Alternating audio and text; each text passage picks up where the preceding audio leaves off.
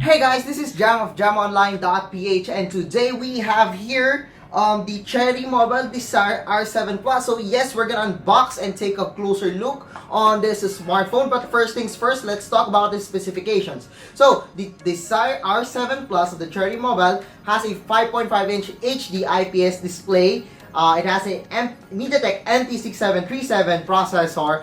There's also a 3 gigs of RAM, 16 gigs of internal storage. Meron tayo syempre micro SD card slot in case kulang sa inyo yung 16 gigs. May pag-usapan naman natin kung ano ba meron dito sa Cherry Mobile Desire R7 Plus. And then we also have LTE over here, Bluetooth, Wi-Fi, dual SIM, 13 megapixel rear camera, 8 megapixel front camera, and then there's also a 3000 milliamps of battery. I know that battery is non-removable, but 3000 milliamps with an HD display, I think that's pretty good. I think tatagal tong smartphone na to. I still don't know yet. As you can see, meron pa tayong selyado. Hindi pa natin alam kung gumagana o hindi. So, ano ba yung natin? I-unbox na natin and let's take a closer look on the Cherry Mobile R7 Plus. The Desire R7 Plus. Don't forget that Desire. Okay guys, so you know the specifications of the Cherry Mobile Desire R7 Plus. So, let's unbox this one. As you can see, we got here the full specifications of this smartphone, and we got Android 7.0 Nougat. Nice. Okay, so let's unbox this one. Okay, so we got here the Cherry Mobile Flare. I'm sorry, the Desire R7 Plus that we will turn on right now, and of course, our lovely screen protector will be removed. At the back, we will also remove this. It's annoying. And of course, no, not this one. Alright, so inside, let's unbox this one. Buksan na po natin mga kaibigan. So we got here our Cherry Mobile Desire R7 Plus na mga gamit natin sa loob. So we got here the earphones. We also got here the micro USB to USB port. It's not USB Type-C. And then, of course, ang charger natin, I believe this one is 5 volts, 1000 ampere. Yung kanyang output, 1200. So, it's bigger than I expected. It's actually 1200 milliampere. Okay, so that's pretty good. Alright, so we also got here yung pantanggal natin SIM card tray. Hindi natin natanggalin dito. And of course, we got here, wow, this cutie na manual regarding the Cherry prepaid applications and services. Then we also got here the manual, okay, the quick user guide. It's cleaner and it looks better. Mas maiksi siya. Boom. There we go. So, let me fix these things and ayusin natin yung Cherry Mobile. Ayusin ko muna yung Desire R7 Plus and let's take a closer look on that smartphone. Okay guys, so we have here the Cherry Mobile Desire R7 Plus Desire.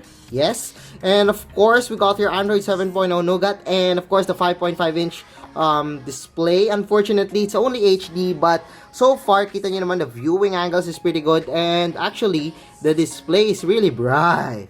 Yeah, it's really bright. However, babaan natin kasi para sa camera. Alright, so yung colors niya, well, it's not really the best. Siguro nasanay lang ako sa Super AMOLED, but it's actually fine. Pero yun nga, it's only HD, which is a bummer. But the good thing here is we got an Android 7.0 Nougat. Yun na lang talaga yung gusto ko dito. And of course, the processor. The processor of this smartphone is an MT6737 processor, which is really damn good. And then sa likod, we got here the plastic na back. It's actually plastic. It's not metal. Tanggalin nga natin para malaman ko yung feel niya. Let's see here. Okay, so very plastic yung feel ng smartphone. We got here the fingerprint scanner and of course the camera and LED flash. What I like about it is it does have a simple design pero maganda naman tignan and hindi mukhang chipipa yung itsura niya. It actually looks better than I expected. Pero you feel niya, it's very, very plastic. And ang gusto ko na, however, ang maganda, isa pa pala sa kanya is medyo manipis. Although, maybe because of the curves lang, kaya parang manipis siya. Alright, so we got here the power button, the volume rocker. Sa taas, the 3.5mm audio jack, micro USB port, and of course, the SIM card tray na bubuksan natin para malaman natin kung ano bang meron dito sa kanya. Kung ano ba special sa kanya. Okay, so let's see kung pwede tayo maglagay ng dalawang SIM card at isang no, we cannot. So it's just 2 SIM cards on the Cherry Mobile Desire R7 Plus, unfortunately. Okay, so opening the software, so we got here the basic applications that we have. We got a bonus load, Cherry Prepaid, Cherry Fun Club, and I'm not sure what this C-Play is. So this is a new service that I just saw ngayon pa lang sa Cherry Mobile Desire R7 Plus. I haven't seen this one before. So basically, okay, so it's like the Google Play Store but with the applications made for Cherry Mobile. Okay, so we got Injustice 2 if you want the latest game. Chomps newest service, live streaming. It's really cool sa mga mahilig manood ng mga live stream. So yan, pwede kayo manood ng Chomps. Right, so wala tayong ito pa, meron pa tayo other applications na basically pwede nyo download sa Google Play Store, pero if you want, you could download it on C-Play. Okay, so we got also have here the categories for Pinoy applications. You know, support tayo. So Duterte atin to, Pinoy Liga. I don't know why is that a basketball and there's a Pokeball. And of course, Barangay RT Cebu application. Cool, very cool. Lalo na sa mga mahilig sa sa local content. Okay, we also got here the Enjoy Lock Screen, which is ang ayaw ko yun is a Cherry Mobile Flare P1 Plus because ang kanyang lock screen ay naglalagay ng ads. Okay, so let's see. Okay, so far wala pa naman, pero baka i-activate pa. Pero with Enjoy, if you want, okay lang na kung okay sa iba na may ads, it actually is okay lang. Kasi meron siyang points na pwede nyo i-convert to something.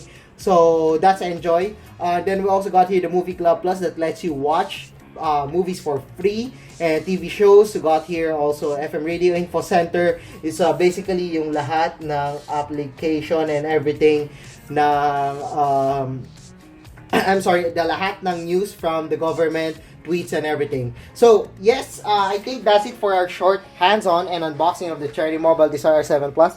So far, it's a very basic phone with decent features. I mean, what I like about this smartphone is we have a simple look. I mean, it looks nice. Yan na, ito na yung sinasabi kong lock screen na may ad. It looks nice kasi meron tayong on-screen buttons. Tama lang yung design niya. Very simple pero maganda. However, ang ayoko sa kanya is plastic. Pero meron tayong fingerprint scanner na maganda tingnan. Actually looks like HTC, parang gano'n. Pero I forgot. It actually looks resembles a smartphone. And it looks pretty good. And it's plastic. So, yes. We also got a 3,000 mAh battery. And of course, a non-removable yon. So, medyo off siguro sa iba, pero I don't think big deal na yun sa iba eh. We got 3,000 mAh battery on the body like this. So, I'm pretty sure tatagal to. If the 3,000 mAh of battery talaga is true, I'm pretty sure na tatagal to. Inulit ko lang sinabi ko. Anyway, if you like this video, don't forget to give us a thumbs up. And if you haven't subscribed to my channel yet, well, now is the time to subscribe. So once again, I'm Jam of JamOnline.ph, and thanks for watching our unboxing and hands-on of the Desire R7 Plus of Cherry Mobile.